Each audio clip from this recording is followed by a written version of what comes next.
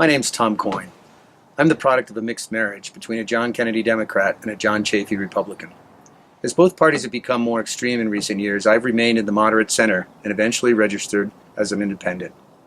This year I changed my registration to Democrat so I could support Mike Johnston in our local party caucuses. I'm also going to vote for Mike in the Democratic primary on June 26th, and I encourage my fellow independents to do the same. I worked in Washington in the 1970s when members of the greatest generation still dominated Capitol Hill. Back then, Democrats and Republicans were guided by ideals, not ideology, and frequently worked together to pursue a shared national interest. On the big issues, they compromised in order to move us forward, including passing the first environmental protection laws, building a space station, forcing a president to resign, and ultimately winning the Cold War. These men and women were driven by a pragmatic desire to solve the nation's most important problems, not to maintain their ideological purity. They had learned the hard way where a rigid focus on ideology leads.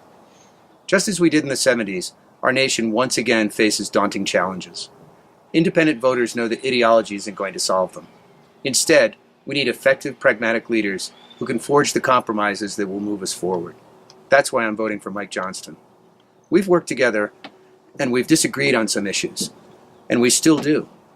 But I've seen in Mike not just a set of ideals and a pragmatism that I deeply admire, but also that rare combination of integrity, competence, and empathy that all great leaders possess in both the public and private sectors. Mike Johnston will be a great governor of Colorado. Please join me in voting for him in the Democratic primary on June 26th.